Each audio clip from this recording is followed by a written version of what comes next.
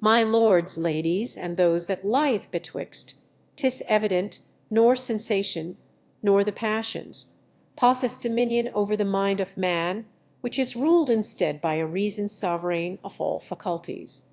It must needs be remarked that the power of the commonwealth deriveth not from the despotical acquisitions of conquerors, but from that covenant amongst men whereby they most resembleth the lobster. So much for the tolerant Jacobins. Reason, power, truth. These are the kinds of topics that I simply don't care about. Unfortunately, we have to talk about them because of a guy named Jordan Peterson. So who's Jordan Peterson? Whoa.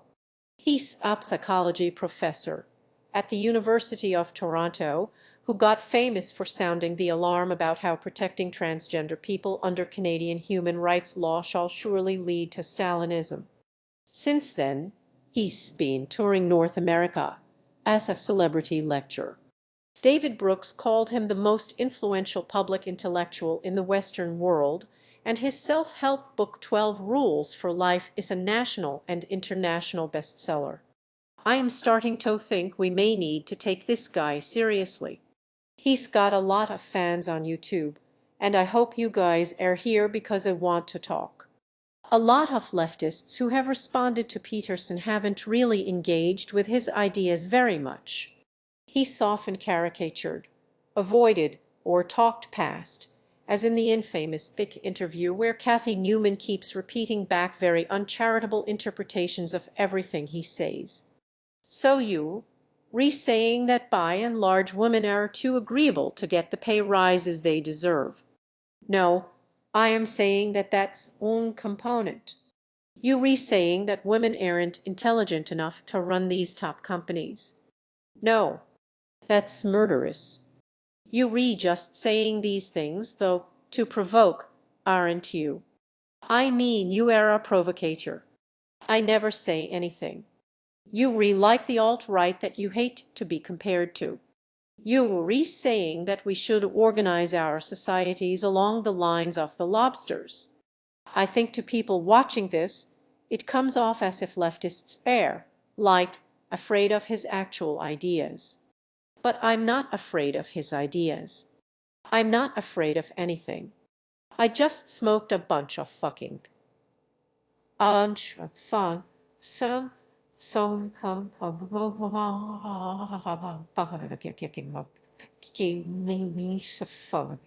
Daddy. So he spent the last couple weeks listening to hours of Peterson's lectures and podcasts and reading his books, and honestly, I think I get why people like him. Clearly, he has real talent as a public speaker and as a kind of life coach. His book, 12 Rules for Life, echoes past bestsellers like Stephen Covey's The 7 Habits of Highly Effective People or Rick Warren's The Purpose-Driven Life. The difference is that Peterson takes basic self-help insights like take responsibility for yourself, don't envy other people, and he renews them with the intellectual trappings of psychology, philosophy, Jungian psychoanalysis, and Bible readings. He's telling us a pretty classic story. Life is suffering. Happiness is not enough to sustain you through suffering, so you need a higher purpose in your life. But I knew that already. I learned it at the meetings I refused to go to. These are like basic insights of world philosophy and religion, but they re-insights that today's youths apparently haven't heard before. I guess because not enough of them are alcoholics. Or at any rate, they haven't heard them in a vocabulary they connected with, so to a lot of people Peterson's ideas seem new and urgent. And I don't really object to any of the self-help stuff. This is self-help. Real saya help stuff.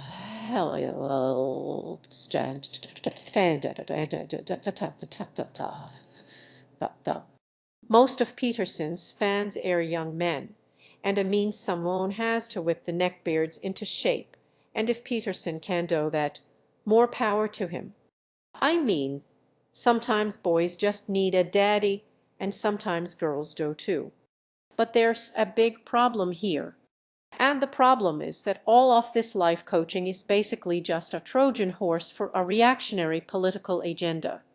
Peterson advocates an ethics of self-help not merely as a guide to private life, but as a replacement for progressive politics, which he characterizes as totalitarian and evil. There's no comparison between Mao and a trans activist, is there? Why not? The philosophy that's guiding their utterances is the same philosophy. Now Peterson doesn't use the word progressive politics because that does to sound scary enough. His new, scarier word is postmodern New Marxism. Now we have to be careful not to confuse postmodern New Marxism with cultural Marxism, the Nazi conspiracy theory about Marxist intellectuals plotting to destroy the West. See, this is not the same thing as that. Right. Right. So look, I genuinely do not think Jordan Peterson is a fascist, and you may quote me on that, but I am wondering, if it's not a fascist conspiracy theory about Marxist intellectuals plotting to destroy the West, then what is postmodern New Marxism? Well, that's what I'd like to talk about. So Jordan, sorry, Dr. Peterson. Dr.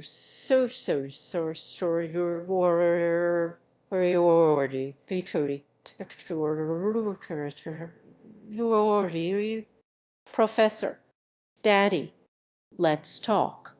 For once, I'd like to actually treat this discussion with the seriousness and respect I think it deserves. That's good. That's a good temperature. Hand me the oil, would you, Daddy? Thanks, Daddy. It's really an honor to bath with a public intellectual of your stature. You know, I never like to argue in the bath, so I want to start by telling you the things I like about you.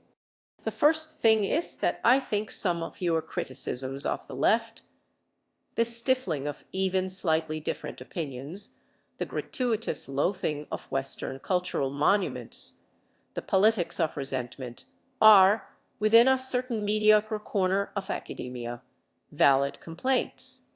I even made a video about that a long time ago when I was a different person. Oh God, the dysphoria. Please don't watch it. But my worry is that you re-leading an international political backlash against what is a very localized problem, and I worry that some of our society's most vulnerable people could be hurt by that backlash. Like, fine, you hate postmodern intellectuals and overly sensitive student activists, but if your backlash also targets gender equality, old acceptance, and civil rights, that would be bad, right? I also like that you tell people how to live their lives. I mean, I personally hate taking orders outside of the bedroom, but, clearly, the sheep need a shepherd, and you've really stepped up with these 12 rules. You know, in the left we don't really tell people what to do. We tell them what not to do. Don't exploit the workers. Do not do blackface. I guess we tell people what pronouns to use for trans people, but that's a pretty small rule compared to some of your rules, like how to raise your children or when it's okay to criticize things. The last thing I like is you talk about deep shit. I was watching a video where you and a couple of Zenny-goons were talking about Plato and Aristotle and the meaning of life, and I thought, on the left, we don't really talk about that kind of thing. All we talk about is how society oppresses people, and that might not be enough, because people need to have a positive purpose in life. I mean, personally, I don't give a shit. I am pretty happy to sit here watching the same 3 seasons of Strangers with Candy until ID. But other people like Dostoevsky, Camus, other white goys who talk about lobsters, they have this need to have purpose in the face of suffering and not just complain about patriarchy. I guess it's easier to not complain about patriarchy when patriarchy isn't the thing that's making you suffer. But I do think that an education that only teaches people about oppression is inadequate. We spend 4 years teaching undergraduates why capitalism is bad, and then we say, well, you re-educated now. Good luck getting a job under capitalism, bye. And that really kinda sucks. But I think that's a point that could probably be made without comparing transgender activism to Stalin. I feel like this came across a little more sarcastic than I intended. See, this is why you've got to use a firmer hand with me, Peterson. If you don't establish dominance, I'm just gonna mouth off. They use all this compassion language, and I'm on the side of the oppressed. All of that posturing, it does nothing but mask the underlying drive to power. And I've just been starting to review their curriculum for children from kindergarten to grade 8. It's pure social justice postmodernism. The people who hold this doctrine, this radical postmodern communitarian doctrine that makes racial identity or sexual identity or gender identity or some kind of group identity paramount, they've got control over most low to mid-level bureaucratic structures. And many governments as well, but even in the United States where, so you gotta give it to. When he says stand up straight with your shoulders back, he means it. So Jordan Peterson has succeeded largely by drawing in audiences with fairly popular opinions. Political correctness often feels stifling. Student activists are sometimes inarticulate and overreactive. Student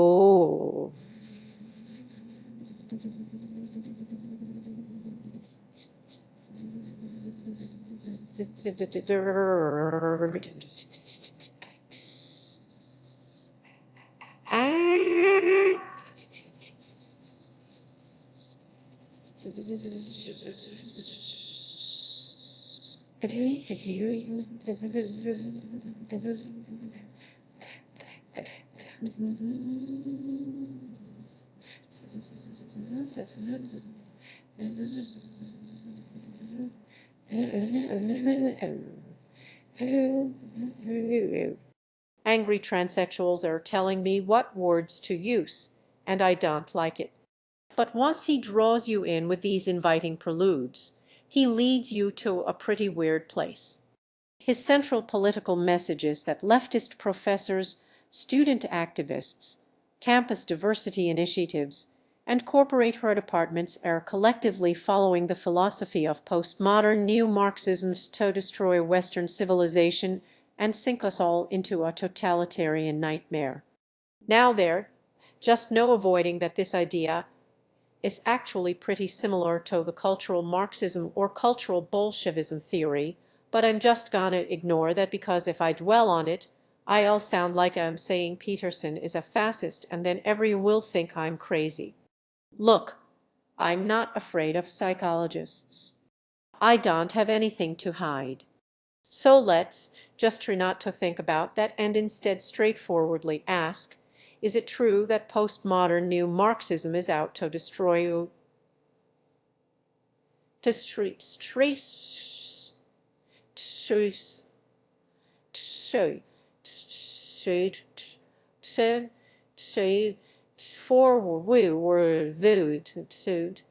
Well, why don't we analyze the concept of postmodern neo-Marxism?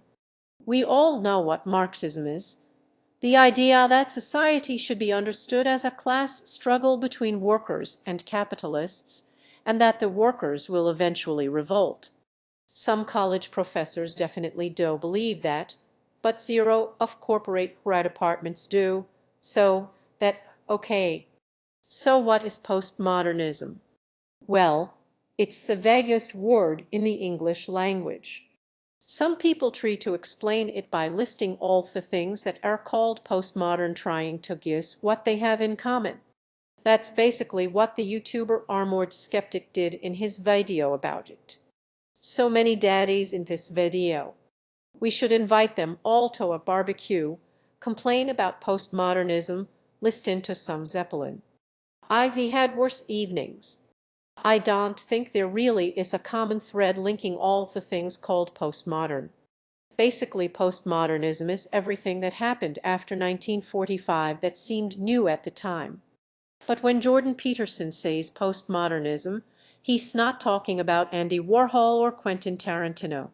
He's talking about postmodern philosophy. So what's that? Well, basically it's a kind of skepticism. Not YouTube skepticism, but actual skepticism. You know, like having doubts about whether humans can really know things about the world. Now, skepticism is obviously not a new idea. That goes way back to ancient times. But more specifically, postmodernism is skepticism about modernism. So what's modernism? What's what? What are words? What's anything? I'm gonna divide modernism into two periods because I feel like it. First, there's early modernism. Early modernism is the philosophy developed by a bunch of boring 18th century queens which says that we can form universal theories about the world through observation and reasoning, aka the scientific method. Now, that turns out to work pretty well for whatever questions you have about plants and crystals and how to medically reconfigure human genitals. But it has some limits, which was pointed out by David Hume, one of the least boring 18th century queens and one of the only philosophers I can actually put up with in small doses, even though he was a fucking racist and also Scottish. This is a call out. Hume argued that from a strictly empirical perspective, you can't really know much about important things like morality, causation, and the self because those aren't the kinds of things you can observe. Anyway, then the late modernists came along and they said, fuck Hume, we gonna do science about those things anyway. So the late modernists were a bunch of boring 19th century neckbirds who one way or another tried to discover universal scientific truths about humans. So, for example, you have psychoanalysis, which said human nature can be understood in terms of unconscious drives, which is of course ridiculous. I'm conscious of all my drives. And you got Marxism with its analysis of bourgeoisie and proletariat. You got early sociology and anthropology, which started out with racist social evolutionism and progressed to a kind of we all the same universal wave so. Jordan Peterson is right at home with the late modernists. His first book, Maps of Meaning, is an attempt to describe how humans make sense of the world and create order out of chaos through universal myths and archetypes, which he claims are a product of our species' evolutionary past. Boy, this is a lot of explaining. It's so much explaining. It's triggering gender dysphoria. I better put on some longer nails. Nails. Is that all womanhood means to you? Mom. Postmodernism is skepticism about modernism. So where is modernists try to create eternal and universal theories about reality, history, and humanity? Postmodernists say, actually, no, that's not possible. For example, the French postmodernist Michel Foucault Sargam. You little goose. Michel Foucault wrote intellectual histories of subjects like psychiatry, medicine, and criminal justice, in which he argued that we should not understand these histories as straightforward progressions toward liberty and scientific truth, but rather as mere shifts in the way that power orders our institutions and populations. The other postmodernist I've actually read a lot of is Richard Rorty. Yeah, fuck you, derida. Dear, fuck you, der. If you wanted me to read you, you should have been easier to read. Rorty advocates an attitude toward knowledge he calls ironism, irony being the skeptical caution with which we should regard our own beliefs and our awareness that our vocabulary for describing and understanding the world is not the final or best vocabulary. All right, that's enough explaining, and my nails are done. Check it out. Do you enjoy having long, glamorous nails, but do lesbians and queer girls keep glaring at them with barely concealed visceral rage? Well, I have a solution for you. The bisexual manicure. One hand for thev, one hand for thed, both for degeneracy. It's absolutely filthy. So we've got all the pieces on the table. Now we've just got to put the puzzle together. On the one hand, we have Marxism, a fundamentally modernist worldview that theorizes the human condition in economic terms. On the other hand, we have postmodernism, a skeptical worldview that denies our capacity to know any universal truth is about anything. On the face of it, it would seem these two ideas are not compatible, and there is an extensive history of dispute between them, with, for instance, the Marxist Sartre calling Foucault the last barricade the bourgeoisie can erect against Marx. And of course, as we all know, when Foucault died, capitalism did end forever. So where does Peterson get off talking about postmodern neo-Marxism? Well, it's true that a lot of postmodernists were in some way influenced by Marxism, so the phrase could just refer to that continuity. But that's not what Peterson means.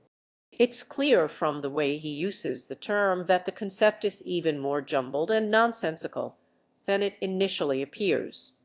Peterson uses the term postmodern neo-Marxism to include not only postmodern intellectuals and Marxist intellectuals, but also liberal politicians, academic administrators, and corporate departments that care about diversity, and so-called identity politics activists, including feminists, and civil rights activists. Basically, it's the entirety of the modern left.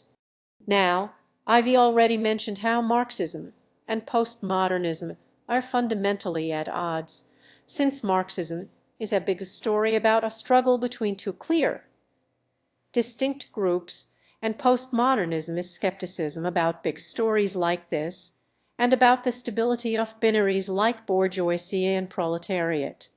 But that's not the only tension in Peterson's clusterfuck idea of postmodern neo-Marxism. Anyone with any experience in leftist circles knows that Marxists and identity politics activists are constantly at each other's throats, because the Marxists accuse the activists of being bourgeois dogs who want more female CEOs of color and more disabled transgender drone pilots, while the activists accuse the Marxists of being a boy club of brocialists no more woke on gender and race issues. Why? The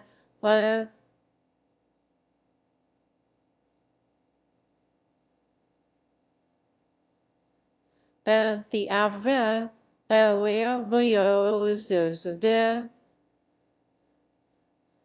oh muy away oh is it muy away where you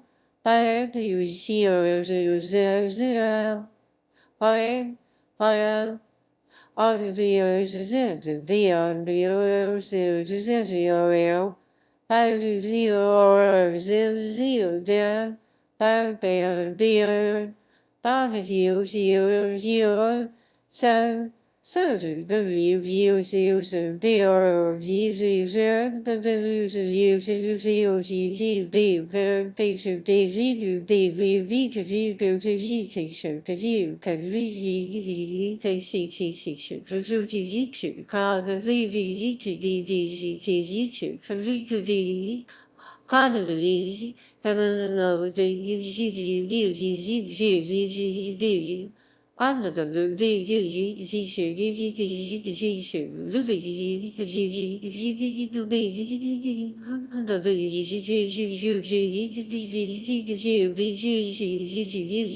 most often, these accusations are correct, because everyone is problematic, and I disown them all.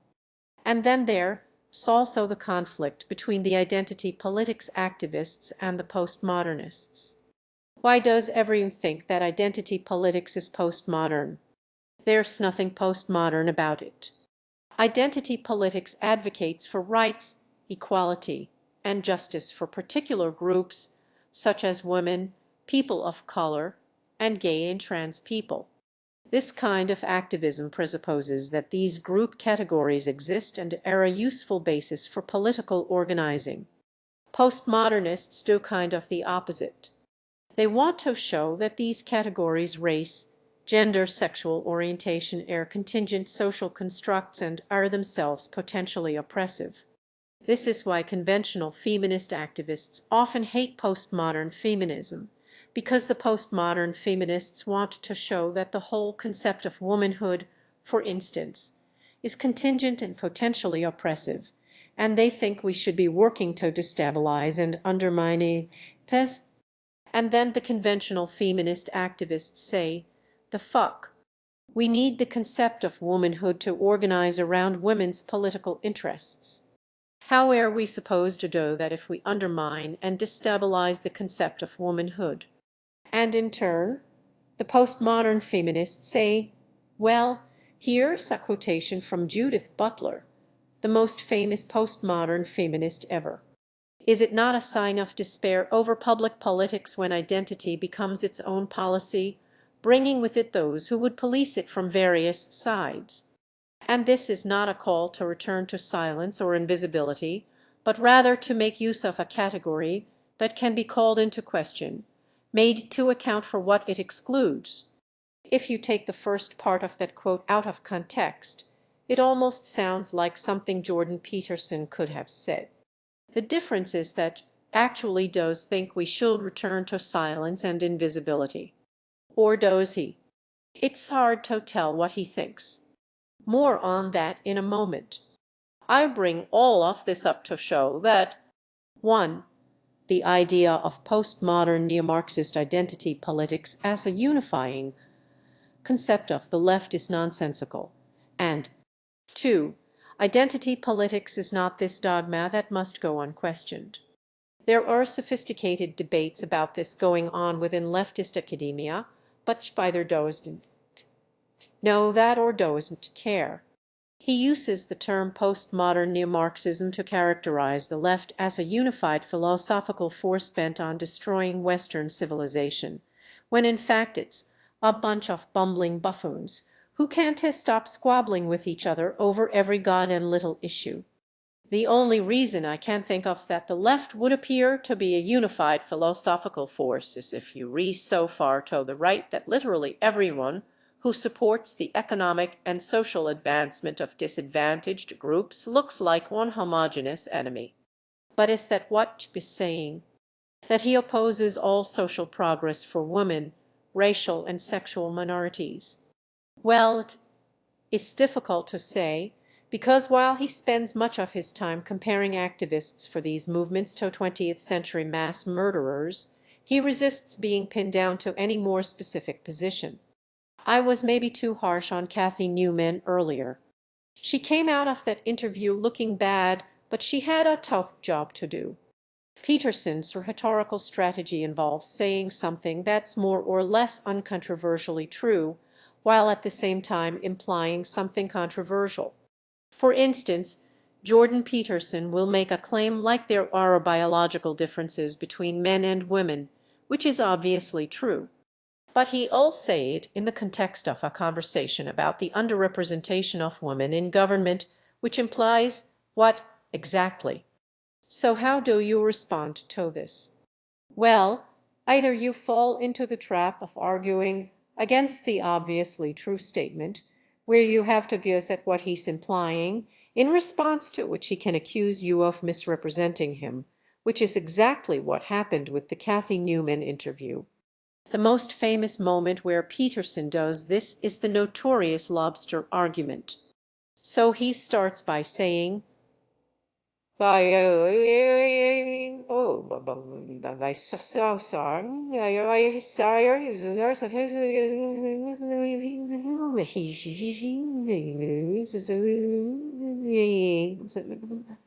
there's this idea that hierarchical structures are a sociological construct of the Western patriarchy. And then he goes on to say that lobsters exist in hierarchies and lobsters predate Western patriarchy by millions of years, so checkmate postmodern neo-Marxists.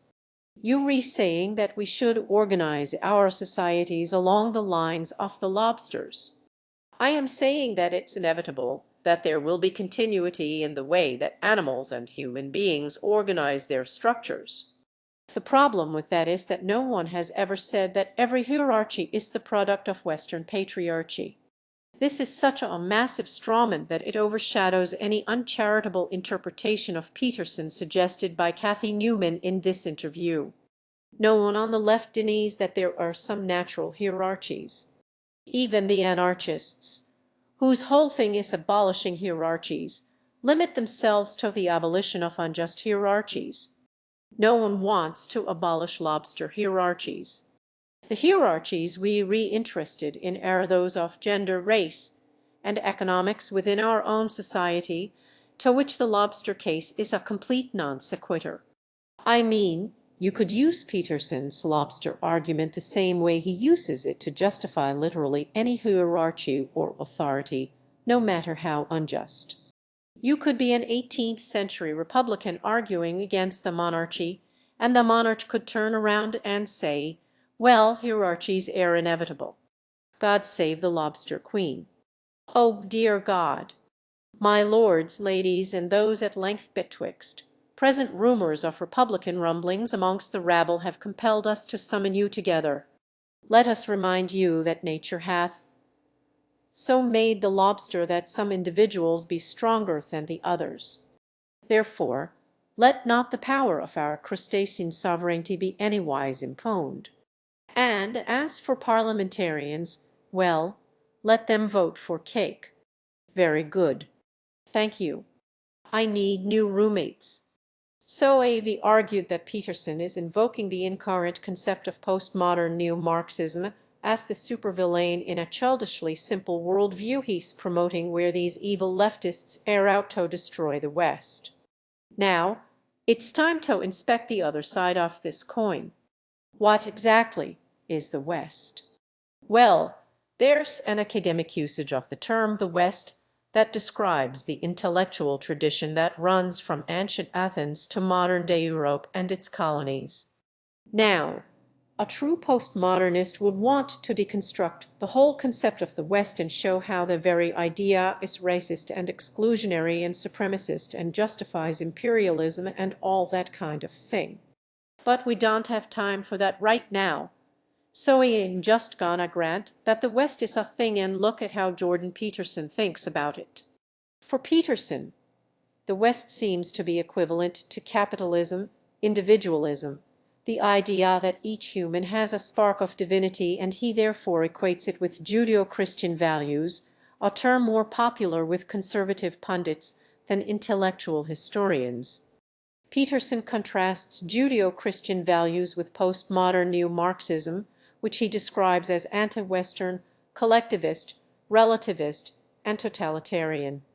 This framing of a conflict of ideas in terms of geographical chauvinism and external threat is inaccurate and scaremongering. Marxism is Western philosophy. Postmodernism is Western philosophy. If you are really concerned about preserving the geographical boundaries of the intellectual tradition, you should be ranting against the influence of Buddhism. Likewise, there is no feature of stew ideology that is meaningfully non-Western. The very idea of people requesting different pronouns to suit their individual needs is exactly the kind of thing a person who values individual liberty over collective dogma should be on board with. You could even argue that Marxism is an extension of Enlightenment philosophy, with its concern for human progress, science, and liberty. I think a lot of people like listening to Jordan Peterson talk about the Western tradition, but they don't seem to like reading any of it themselves. If you did read it, you'd find a surprising diversity of thought that isn't reduced to Judeo-Christian values.